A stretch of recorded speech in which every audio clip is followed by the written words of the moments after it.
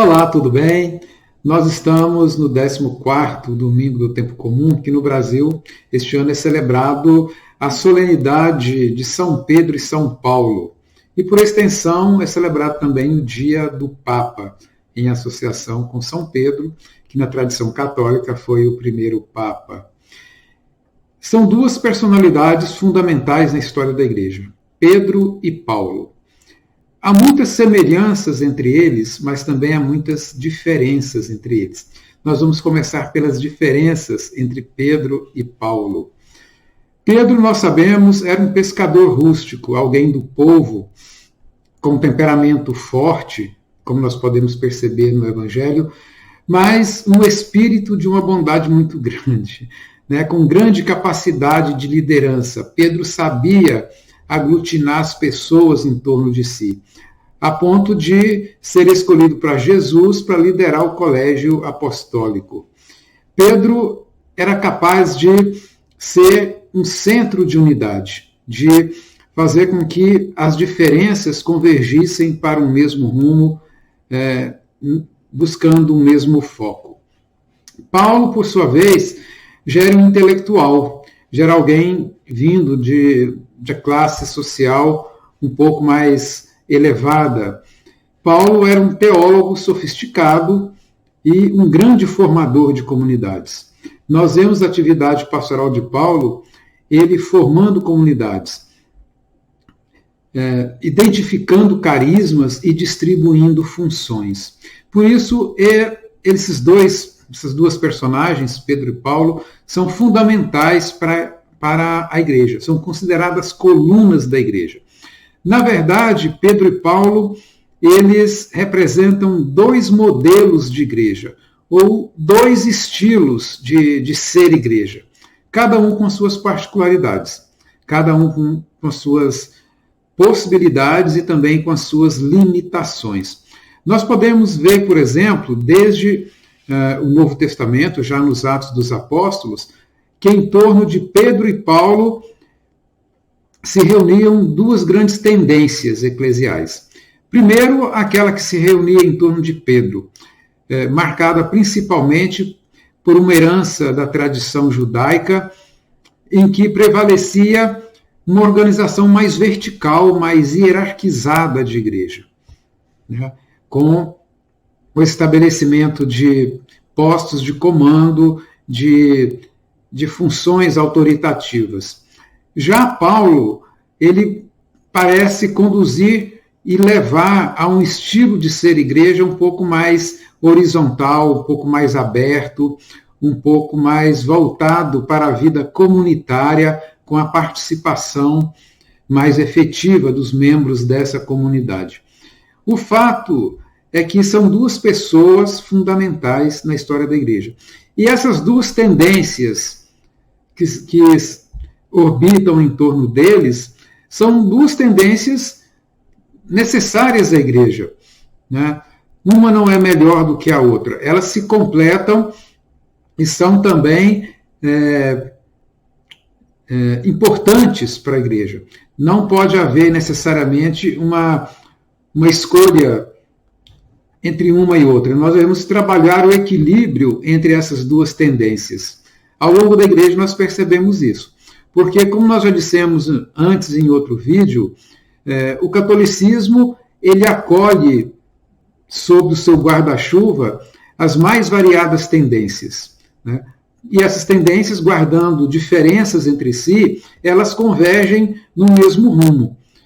E a figura de Pedro aqui é fundamental, porque a figura de Pedro, como bispo de Roma, como centro da unidade, é aquele que vai garantir a unidade respeitando as diferenças. A primeira função do Papa é garantir a unidade da Igreja. Em torno da figura dele, as tendências mais diversas, respeitando as diferenças entre si, vão convergir para um mesmo rumo, uma mesma direção, buscando um mesmo ideal.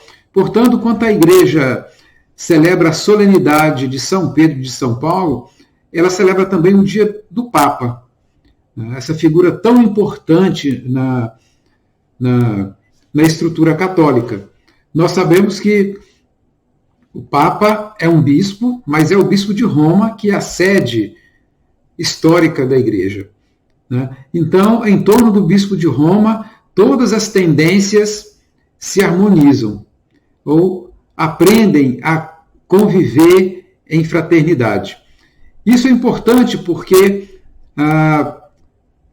sobretudo os últimos papas, têm defendido exatamente essa pluralidade de posições. O próprio Papa Francisco, que é o nosso Papa atual, nosso amado Papa Francisco, ele já disse que nós devemos nos afastar do pensamento único. Nós devemos respeitar a diferença legítima que há no modo de enxergar a vida, enxergar o mundo e também de viver a fé, guardando sempre aquilo que é absolutamente essencial para que nós sejamos fiéis à proposta de Jesus Cristo. Portanto, nesta solenidade de São Pedro e São Paulo, nós percebemos entre essas duas personagens pontos de aproximação e pontos de afastamento. Nós vimos que eles são duas pessoas completamente diferentes, oriundas de classes sociais diferentes, de ambiente cultural diferente, com características pessoais diferentes. Mas tanto Pedro quanto Paulo se aproximam em um aspecto. Eles foram fiéis a Jesus até o fim. Por isso eles se tornaram mártires. Eles foram martirizados por causa da sua fidelidade a Jesus Cristo.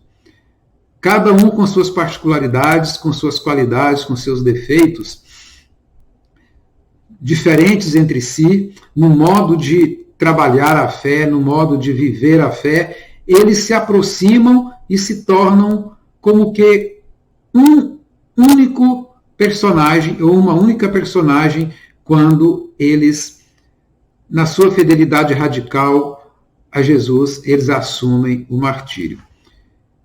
Que nesse dia dessa solenidade de São Pedro e de São Paulo, nós possamos assumir o compromisso de apoiar o nosso Papa Francisco nas suas demandas, na sua missão e nas atitudes que ele toma. Nós sabemos que ele tem um encargo muito pesado sobre os seus ombros. Nós vivemos um momento histórico muito difícil, muito exigente, e nós sabemos que a figura do Papa é uma figura única no nosso meio. Talvez o Papa seja hoje a única liderança mundial realmente confiável, né? Onde as pessoas podem se apoiar sem medo de cair.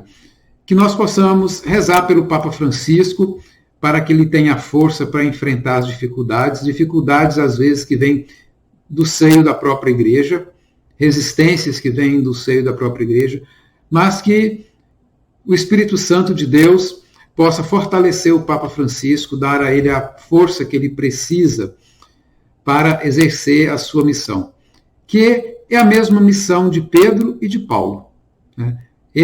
O Papa Francisco, que é o nosso Papa atual então, ele assume na sua missão essas duas dimensões, a dimensão de Pedro e a dimensão de Paulo.